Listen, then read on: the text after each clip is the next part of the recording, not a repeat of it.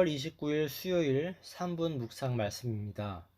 신명기 4장 10절부터 12절까지의 말씀을 봉독하겠습니다.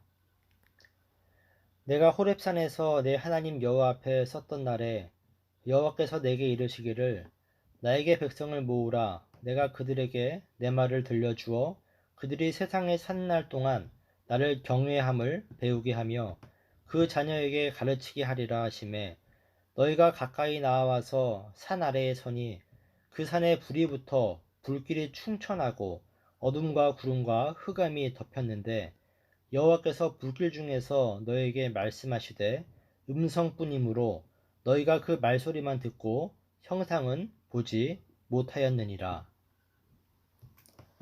하나님께서는 다른 민족과는 다르게 이스라엘 민족에게만 율법을 주셨습니다.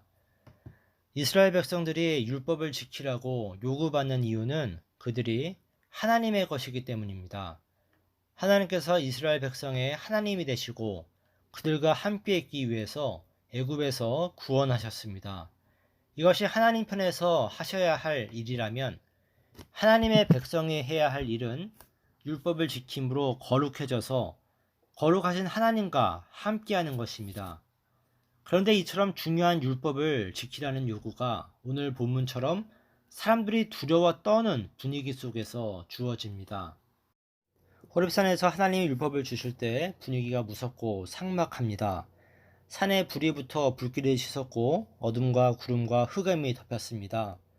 어디에도 부드럽고 빛나는 천사는 보이지 않습니다. 이런 공포 분위기 속에서 율법을 주신 이유는 무엇일까요? 하나님이 율법을 주시고 그것을 따르라는 것은 인간이 이해하고 결정하는 문제가 아니라 일단은 무서워서 따라야 하기 때문입니다. 사람은 본성적으로 옳은 일에 대한 소원이 없습니다. 게으른 것, 포기하는 것, 이런 일에 대한 마음과 습관만 있습니다.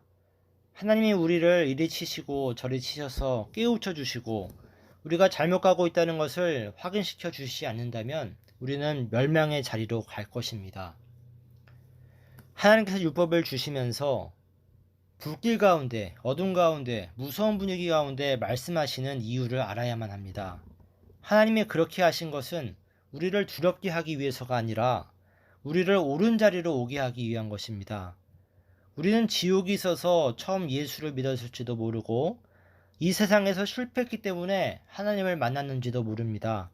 우리가 지금 형편보다 세상에서 형통했고 성공했다면 우리 중에 대부분은 하나님을 찾지 않았을 것입니다. 바울은 로마서 1장 24절에서 하나님이 인간에게 내리는 최악의 벌은 마음의 정욕대로 더러움에 내버려 두는 것이라고 했습니다.